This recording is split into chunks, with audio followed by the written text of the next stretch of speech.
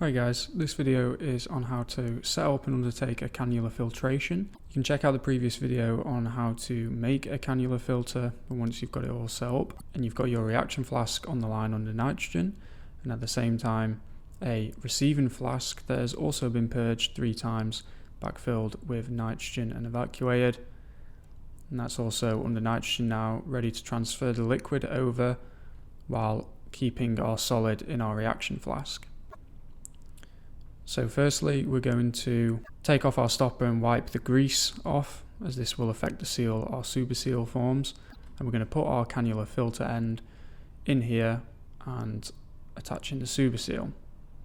So it's okay for this just to hang loose for a few minutes as nitrogen is being pumped into our reaction flask, up our cannula and out the end of it. This is just going to flush the cannula through with a little bit of inert gas, making sure that there's no air in there when we connect it up to our receiving flask. So after a few minutes, we can then attach this to the receiving flask, but not before orientating our reaction flask in a horizontal way. So we do this in order to increase the efficiency of the transfer. By laying this on its side, the liquid doesn't have to work as hard getting up a vertical cannula, and instead it can just be kind of pushed along into our receiving flask. So once in position, we can connect up to our receiving flask under nitrogen still, but attaching this time with a smaller super seal in order to connect up to that type of Schlenk flask. And once they're connected up, we're ready for our transfer.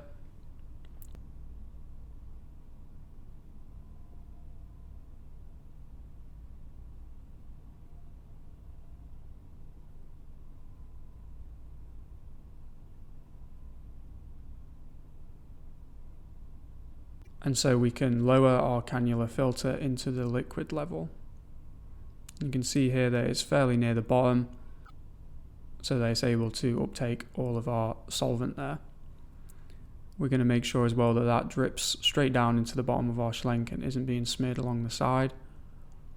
And then you can see here that we have nitrogen flowing into both flasks, and so the pressure in both of these flasks is equal. If the pressure is equal, we're going to see no transfer of liquid between our reaction and our receiving flask. Or what influences the transfer is a pressure gradient that we set up. So you can see both taps are pointing down, which means nitrogen is being flowed into our system. So to create that pressure gradient then, we have to create a lower pressure on the receiving flask end. And we do that by adding a purge needle into the top and shutting the nitrogen off with the Schlenk arm tap here.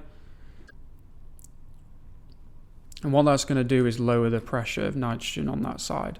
So there's still going to be nitrogen flowing into the system, so it's in an inert atmosphere, but it's allowed to escape slowly, which lowers the pressure.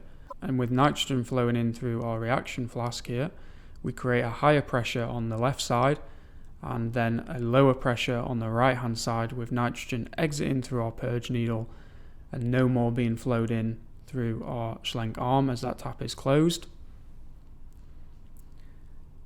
And with that pressure gradient, the height difference and the angle that our reaction flask is positioned in allows our solvent to be transferred into our receiving flask. So we can see already that the solvent is making its way up through the cannula. And what we might want to do is, if you pay attention to the bubbler there, we've turned the nitrogen up slightly just to get a faster flow of liquid transferring across there. We don't want to increase the pressure too much, as we risk blowing the lids off of our silicone oil bubbler there, but just enough to be having a constant rate of solvent being transferred across. So you can see that we have our cannula positioned in the bottom of our liquid level, and our solid there, the darker solid product, is going to remain in that flask, as only the liquid can pass through our filter that we have attached to the end of our cannula. You should also check as well for any solid that might have slipped through. You'll be able to see it being transferred in the cannula and also in the solution at the bottom there. And so if that's the case, then we need to make up another cannula, unfortunately.